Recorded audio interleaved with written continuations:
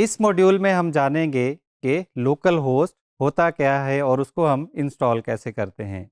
इससे पहले मॉड्यूल में हम पढ़ के आए हैं कि एक वेबसाइट को रन करने के लिए हमें दो चीज़ों की ज़रूरत होती है। एक तो आपका डोमेन नेम हो गया और दूसरा साथ में सर्वर। जो पहले सर्वर हमने देखा था डेमो में वो था ऑनलाइन, आपने किसी होस्टिंग कंपनी से एक सर्वर को रेंट किया हुआ था अपनी वेबसाइट को होस्ट करने के लिए। अब हम जानेंगे कि फ्री ऑफ कॉस्ट अपने ही सिस्टम को हम एक सर्वर में जो है वो कन्वर्ट कैसे कर सकते हैं। उसका मकसद ये होगा कि हम वेबसाइट बनाने से पहले, वेबसाइट कंप्लीट करने से पहले, अगर हम कोई लर्निंग कर रहे हैं या हम कोई चीज़ को टेस्ट कर रहे हैं, हम किसी थीम को टेस्ट कर रहे हैं, किसी वेबसाइट को टेस्ट कर रहे हैं, किसी प्लगइन को टेस्ट कर रहे हैं, तो हमें इंटरनेट की जो है वो ज़रूरत ना हो। हम अपने ही लोकल सिस्टम पे जो है वो उसको डेवलप भी करें और उसको टेस्ट भी करें। इससे आपका टाइम भी बचेगा और आपकी जो सर्वर रेंट करने की कॉस्ट है जो वो भी सेव होगी। अब वर्डप्रेस जो है वो उसके लिए हमें अपने सिस्टम को एज अ लोकल सर्वर में कन्वर्ट करना होगा। उसके लिए मल्टीपल सॉफ्टवेयर जो हैं वो अवेलेबल हैं। उनमें जैम्प भी आ जाता है, उनमें वैम्प भी आ जाता है और साथ में लोकल बाय फ्लाईव्हील्स भी आ जाता है। जैम्प और वैम्प की जो है वो इंस्टॉलेशन और उस पर वर्डप्रेस इंस्टॉल कैसे होगा और उनकी वर्किंग जो है वो तकरीबन जो है वो सेम है, लेकिन जो लोकल है वो थोड़ा सा दोनों से डिफरेंट है। तो हम आपको इन वैम्प की और लोकल की इंस्टॉलेशन बताएंगे और साथ साथ आपको ये भी बताता चलूं कि वैम को विंडोज़ पे इंस्टॉल करते हुए कभी कभार कुछ मसाइल का भी सामना करना पड़ सकता है आपको, लेकिन आपने घबराना बिल्कुल नहीं है, क्योंकि हम एलएमएस में एक कंप्लीट गाइड डालेंगे जो मोस्ट कॉमन इश्यूज आ सकते हैं और उनका हल क्या होगा। तो आइए चलते हैं, डेमो देखते हैं कि लोकल बाय फ्लाईव्हील्स कैसे इंस्टॉल होगा और वैम्प जो है वो कैसे इंस्टॉल होगा। आइए देखते हैं हम अपने लैपटॉप या कंप्यूटर को एक लोकल सर्वर में कैसे कन्वर्ट करेंगे। उसके लिए हमें एक सॉफ्टवेयर दरकार होगा जिसे हम वैम्प बोलते हैं।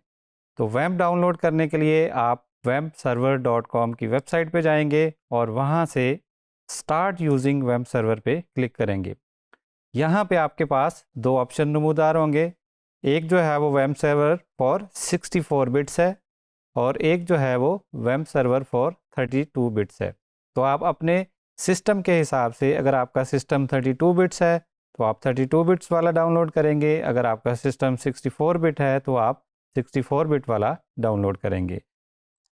डाउनलोड पे क्लिक करेंगे, you can download it directly और यहाँ पे 5 सेकंड्स के बाद आपका जो है वो डाउनलोड जो है वो स्टार्ट हो जाएगा।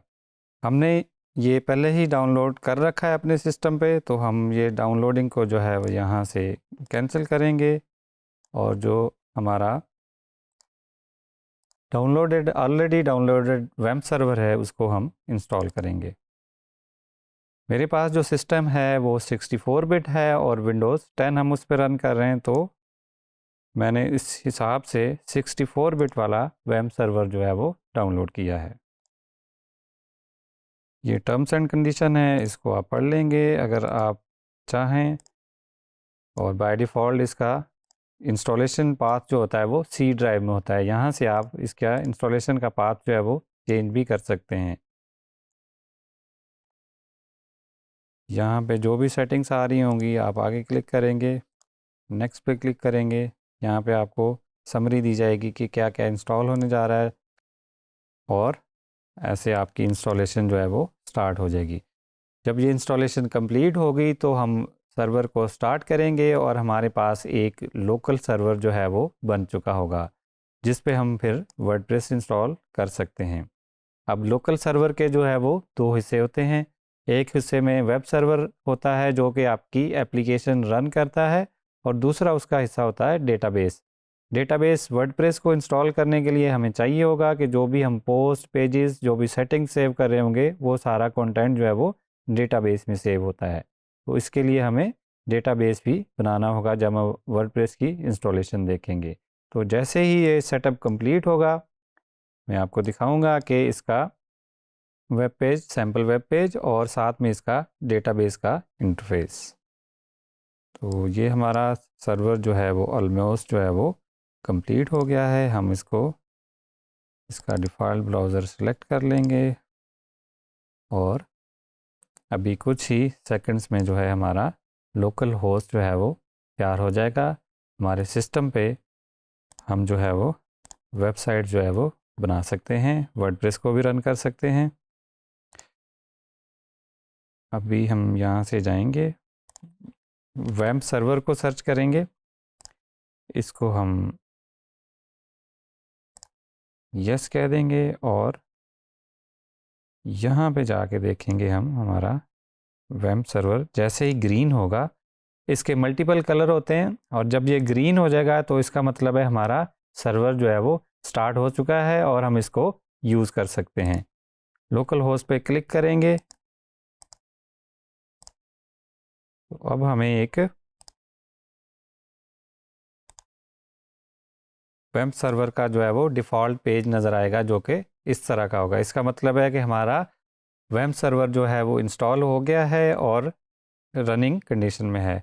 तो अगर हमने डेटाबेस का इंटरफेस एक्सेस करना है तो हम यहाँ से phpMyAdmin पे क्लिक करेंगे, यूज़र नेम हम टाइप करेंगे रूट और पासवर्ड जो है वो खाली होगा, पासवर्ड इसमें कोई नहीं है और यूज़र नेम है इसका रूट।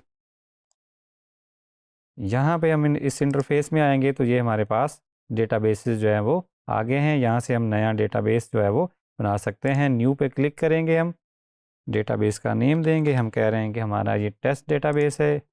क्रिएट पे क्लिक करेंगे, ये हमारा डेटाबेस बन गया। अब हमने डेटाबेस भी बना लिया है और हमारा वेब सर्वर जो है वो भी रन हो रहा है। तो हम अगले लेसन से जाने से पहले मैं आपको रिमाइंड करा दूं कि वेब सर्वर इंस्टॉल करते हुए आपको कुछ मसले मसाइल का सामना करना पड़ता है।